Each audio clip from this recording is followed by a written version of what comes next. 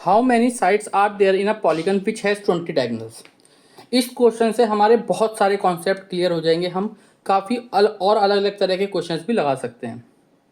ठीक है, जैसे कि हमें पता लग जाएगा कि एक एन साइडेड पॉलीगन में कितनी डायगोनल्स होती हैं, कितनी साइड्स होती हैं, उसको कैसे निकालते हैं, ये सभी चीज़ हम सीख पाएंगे। सबसे पहले हम लेते हैं कुछ पॉइंट्स लेते हैं। ठीक है, और इन पॉइंट्स की मदद से हम एक पॉलीगन बनाने की कोशिश करेंगे। ठीक है, तो हमने 6 पॉइंट्स लिए हैं और अब हम देखते हैं कि इन 6 पॉइंट से अगर हमें एक क्लोज्ड पॉलीगन बनाना है तो हमें कितनी साइड से कितनी लाइंस ड्रॉ करनी पड़ेंगी। ठीक है, और एक चीज़ ध्यान में रखनी है कि जितने भी हम पॉइंट्स लेंगे इनमें से कोई भी 3 पॉइंट लीनियर नहीं होंगे। कोई भी 3 पॉइंट्स लीनियर का मतलब है कि 3 पॉइंट्स एक लाइन पर नहीं पड़ेंगे।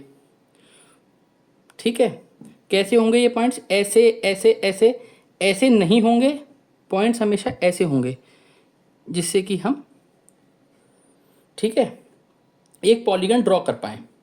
ठीक है, इन पॉइंट्स को हम कहते हैं वर्टिसेस या वर्टेक्स भी कहते हैं। ठीक है, हमें जो पहली लाइन जो हम ड्रॉ करेंगे उसे ड्रॉ करने के लिए हमें 2 पॉइंट्स की रिक्वायरमेंट हो रही है। ठीक है, पॉइंट 1 एंड पॉइंट 2। ठीक है, अब अगर हम नेक्स्ट लाइन ड्रॉ करेंगे तो पॉइंट 2 तो हम पहले ही ले चुके हैं, हमें एक पॉइंट की और रिक्वायरमेंट होगी, पॉइंट 3 की। ठीक है, तो हमने एक साइड और ड्रॉ कर दी। इसके बाद हमें पॉइंट 4 लिया और एक साइड और ड्रॉ कर दी। पॉइंट 5 लिया, एक साइड और ड्रॉ कर दी। पॉइंट 6 लिया, एक साइड और ड्रॉ कर दी।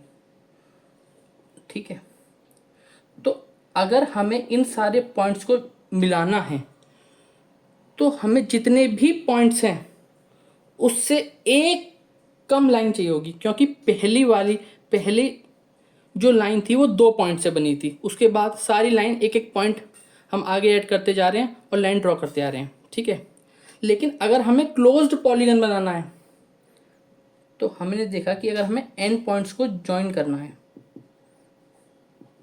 तो हमें कितनी लाइंस लगी? n-1 line. ठीक है, अब अगर हमें इसे क्लोज्ड पॉलीगन बनाना है तो हमें लास्ट पॉइंट को फर्स्ट पॉइंट से मिलाना होगा।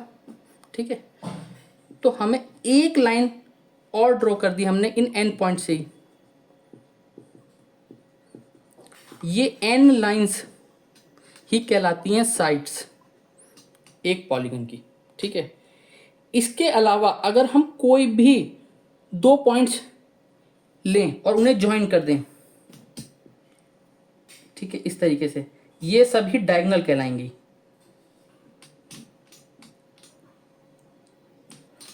2 को हमने 6 से ज्वाइन कर दिया, 3 को हम 5 से ज्वाइन कर दिया, 3 को हमने 6 से ज्वाइन कर दिया, 4 को हमने 6 से ज्वाइन कर दिया।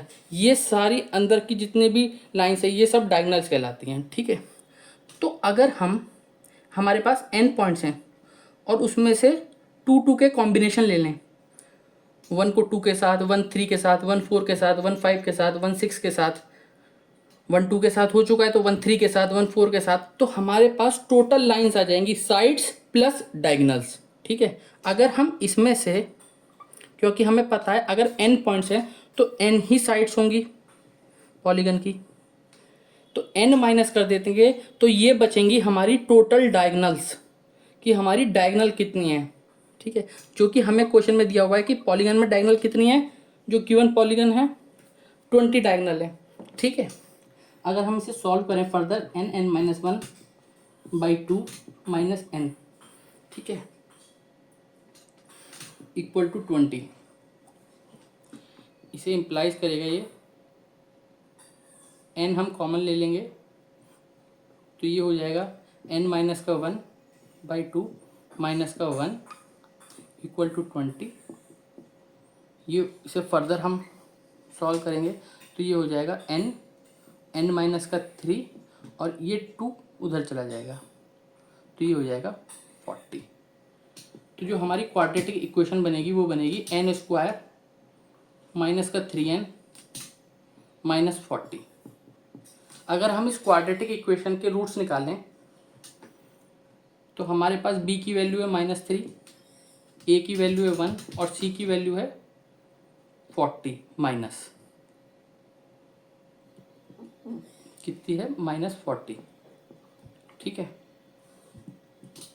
हम फॉर्मूले में अगर पुट करें माइनस का b plus minus b square minus 4ac, ये अंडर रूट में है, डिवाइड बाई 2a, तो ये आ जाएगा -3 और माइनस b, तो ये माइनस माइनस प्लस हो जाएगा, +3 प्लस माइनस बी स्क्वायर -3 का स्क्वायर 9 हो जाएगा, प्लस माइनस ये और माइनस सी है तो प्लस हो जाएगा 160 डिवाइड बाई 2, ए की वैल्यू बनी है, तो ये आ जाएगा +3 प्लस माइनस 13/2।